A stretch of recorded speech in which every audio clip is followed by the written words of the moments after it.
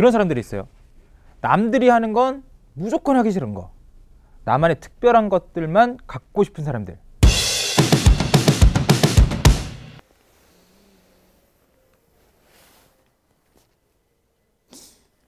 제가 그렇다는 건 아니고요. 어쩌면 오늘 우리가 만나볼 차가 그런 사람들이 좋아하는 차일 수도 있을 것 같습니다. 이 차, 저 차, 의차. 오늘 볼 차는 제규어 XF 차주 인터뷰 시작하겠습니다.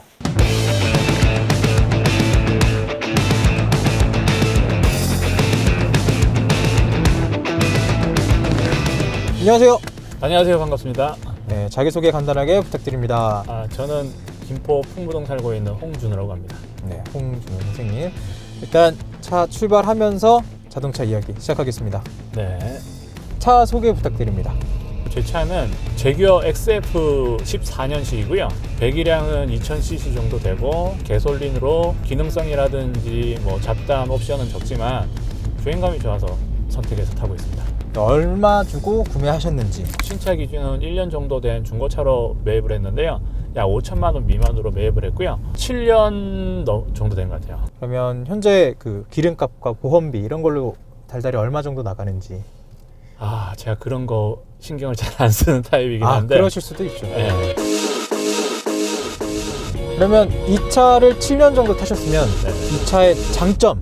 일단 장점은 제가 제일 좋아하는 감성, 영국 감성, 중후한 느낌을 저는 좋아해서 그런 느낌이 제일 좋은 것 같고, 보통 BMW나 벤츠를 좋아하시는 분들은 기능성이나 실용성이나 뭐 여러 가지 부분에서 좀 우선순위를 두시는 것 같아요. 근데 저는 기능이 많다 해도 기능을 실질적으로 쓰지도 않고요. 그런 부분에서 저는 굳이 기능성이 많고 뭐 실용성 부분에서의 독일차보다는 그냥 주행감이나 그냥 안정감이 있는 이 차를 선택하게 된 것 같아요. 사실 사전 인터뷰에서는 흔하지 않은 차를 타고 싶었다라고도 하셨어요. 네네, 그런 부분도 있긴 하고요. 솔직히 말씀드려서 BMW 5 시리즈나 벤츠 E클래스라 그러나요? 그런 차도 많이 타시는데 서울에서는 약간 소나타 느낌이잖아요.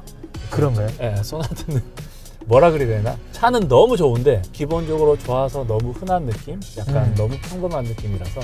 소나타 느낌이라고 하신 게 대충 어떤 느낌인지 알 것 같습니다. 근데 그것 때문에 희생한 부분도 꽤 있을 것 같아요. 좀 흔하지 않은 건 그만큼 좀 인기가 없다는 거니까.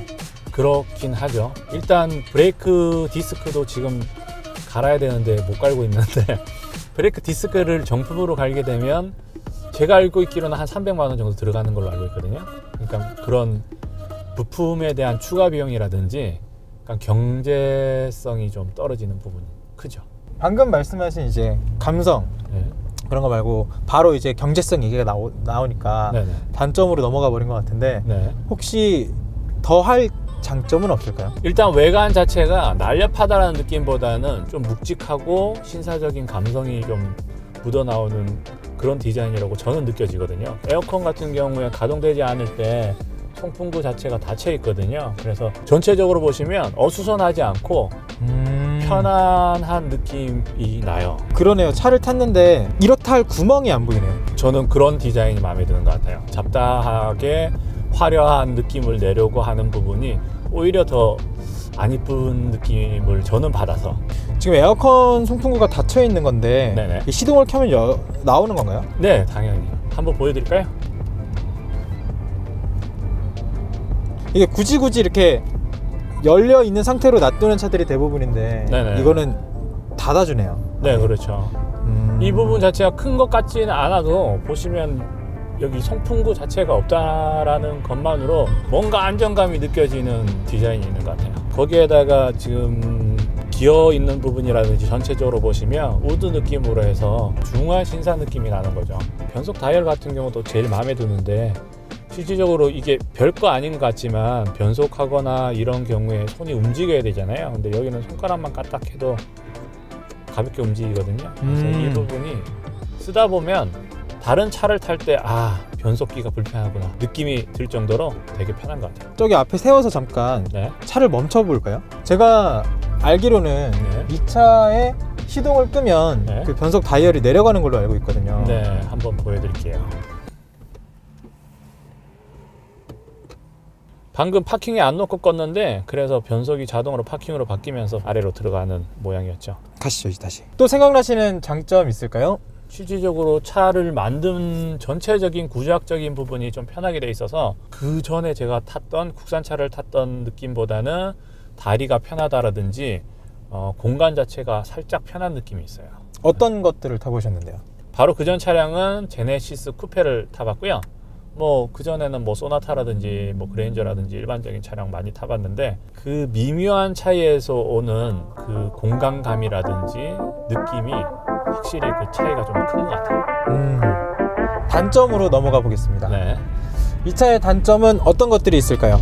일단 최대 단점은 서비스 센터가 조금 불만족스러워요. 몇 주씩 기다리는 경우가 허다하고요.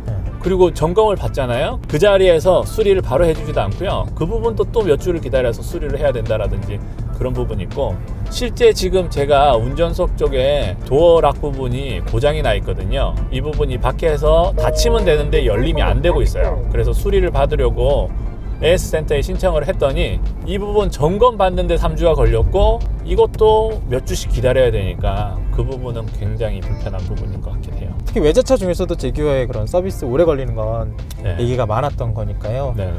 계기판이라던가 내비게이션이 다 영어로 돼 있어요. 네네. 근데 이게 한글을 지원하지 않는다는 얘기를 들었거든요. 계기판은 한글 지원이 안 되는 걸로 알고 있긴 한데 내비게이션은 한글 지원이 가능하고요. 내비게이션이 굉장히 불편한데 이게 진이로 되어 있는데 솔직히 길 안내적인 부분도 좀 불편하고요. 그러니까 빠른 길을 잘 안내를 못 한다라든지 여러 가지 부분도 있고 보기에도 좀 불편하고, 저 같은 경우에는 휴대폰 내비를 많이 쓰고요. 다른 분들 같은 경우에는 아예 이걸 빼버리고 내비를 바꿔버리는 분도 많으시더라고요. 제규어 브랜드 차들에 대해서 많이 나오는 이야기 중에 하나가 시동 꺼진 현상. 진짜요? 네, 이렇게 특정 상황에서 시동이 꺼진다 이런 얘기가 있었는데, 차도 뽑기라고 그러잖아요. 근데 저는 7년 이상 타면서 단 한 번도 뭐 차에 문제가 있었던 적이 없어서 저는 잘 모르겠어요. 제가 판단하건대 마케팅적인 부분도 있긴 한 것 같아요. 그런 얘기가 나오는 부분이 남의 차 브랜드를 안 좋게 얘기하고자 하고 뭐 그런 상황에서 너무 과장되진 않았을까라는 생각도 들긴 해요. 제규어 차들 좋은데 벤츠랑 BMW에서 네. 악의적인 소문을 퍼뜨린 거다. 저는 그렇게도 판단을 하죠. 왜냐면 얼마 전에 디젤 차량들 다 한 번에 난리 났었잖아요. 기억하시는지 모르겠지만 검사 받을 때 속였다, 성능 속이고 조작하고 이런 거 다 걸렸지만 제규어는 안 걸렸잖아요. 그 뭐 아우디 뭐 독일 차량 다 걸렸을 때도 걔네들 결과론적으로 성능 다 조작하고 살펴보면 문제가 있는데 알아서 또 마케팅으로 다 잘 덮고 또 영업하고 하시는 거 보면 저는 잘 모르겠어요. 말씀하시는 걸 들었을 때 이 차에 정말 만족하면서 타고 계신 것 같아요. 그렇긴 하죠. 서비스 센터를 제외하고 나서는. 네. 서비스 센터만, 서비스 문제만 제외하면 네. 차 자체는 네, 차 자체는 너무 마음에 들어서 이번에도 차를 바꿀 때 제규어 브랜드의 다른 차량으로 신차로 살까 말까 고민도 많이 하고 있는 중이에요. 알겠습니다. 사실 제규어를 타고 있다면 네. 제규어를 타면서 주변 사람들의 반응은 어땠나요? 나쁘지 않은 것 같아요. 그냥 벤츠, BMW, 물론 사람마다 차이는 있겠지만 그런 흔한 차량보다는 조금 고급스럽게 느껴 하시는 분도 많고. 본인이 느끼는 하차감은 어떠신가요? 저는 굉장히 마음에 들어요. 비슷한 수준의 차량으로 봐서는 뭐 BMW 5 시리즈 같은 경우에는 그냥 고급스럽고 적당하게 좋구나 하지만 조금 흔하고 실용적이고 약간 그런 눈길로 봐준다면, 제 차 같은 경우에는 그냥 좀 신사적이고 굳이 경제성보다는 그런 감성을 좀 중요하게 생각하고 여유가 좀 더 묻어난다고 해야 되나요? 약간 그런 느낌이라서 더 좋은 것 같아요. 제가 어렸을 때 봤던 제규어를 생각해보면 네네. 이제 앞에 이렇게 동상 같은 게 하나가 이렇게 있었단 말이에요. 네네. 근데 요새는 마크가 박혀서 나오잖아요. 그렇죠. 예전보다 그런 고급스러움이 떨어져 보인다라는 얘기도 있거든요. 그런 부분에서 좀 고급스러움을 좋아하시는데 아쉽진 않은지? 저는 전혀 아쉽지 않고요. 그러니까 그 감성 자체가 실제 고급스러움이라는 게 약간 회장님 고급스러움이 있고 젊은 감성의 고급스러움이 있는데, 저는 오히려 엠블라가 튀어나와 있는 부분 자체가 약간 올드한 감성이라고 생각하기 때문에 지금이 훨씬 나은 것 같아요. 그럼 지금 차를 바꾸려고 하시는 이유는 뭘까요? 14년식인데 지금 22년이지 않습니까? 이렇게 오래 타본 차량도 없는 것 같고 그리고 여기 도락 부분도 그렇고 살짝 고장이 나는 것도 신경이 쓰이기 시작하고 7, 8년 탔으니까 이제 바꿀 때가 됐다. 사실은 차를 진작에 바꾸고 싶었는데 제가 결혼 직전에 이 차를 샀거든요. 근데 결혼한 이후에 집사람 눈치가 보여서 진작에 바꾸고 싶지만 유부남은 본인이 하고 싶다고 할 수 있는 그런 상황이 아니다 보니까 차를 아직까지 못 바꾸고 있었던 것 같아요. 많은 유부남 시청자분들이 공감하실 수 있을 것 같습니다. 그래서 어떤 차로 바꾸고 싶으신가요? 저는 지금도 굉장히 만족하고 있기 때문에 비슷한 감성의 차량이 좋을 것 같기도 하고요. 일단 벤틀리라든지 좀 특이한 차량 있지 않습니까? 뭐 대형 SUV를 캠핑카 형식이라든지 오피스카 형식으로 좀 교환한 차량 이런 것도 나쁘지 않을 것 같긴 해요. 한결같으신 거네요.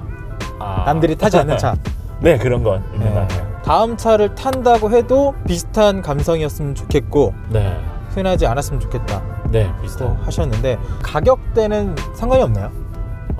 가격대는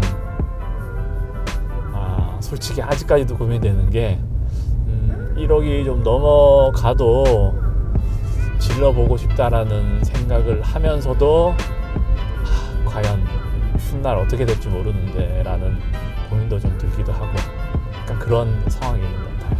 가격은 1억을 넘어도 괜찮을 것 같다. 지금 1억이 넘는 차를 구매하시는 거는 이제 아내분의 승인이 떨어진 이야기일까요? 승인은 아직 차 바꾸는 것까지는 승인이 났는데 아마 1억이 넘어간다고 하면 잘 모르겠습니다. 그때는 그 부분은 제가 알아서 좀 유도리 있게 처리를 해야 되겠죠. 괜찮으실지 모르겠네요.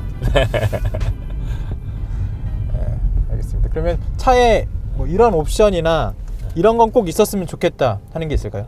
지난번에 제가 이 차를 샀을 때도 마사지 기능을 넣을까 말까 고민을 하다가 마사지기를 별도로 조수석에 장착을 한 적이 있었거든요.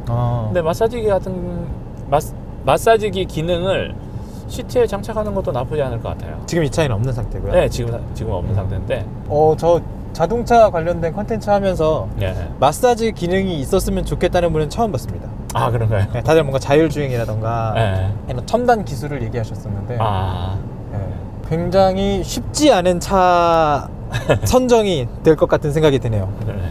일단 지금 바로 복귀해서 어떤 차들이 준비되어 있는지 확인하시죠. 네, 알겠습니다.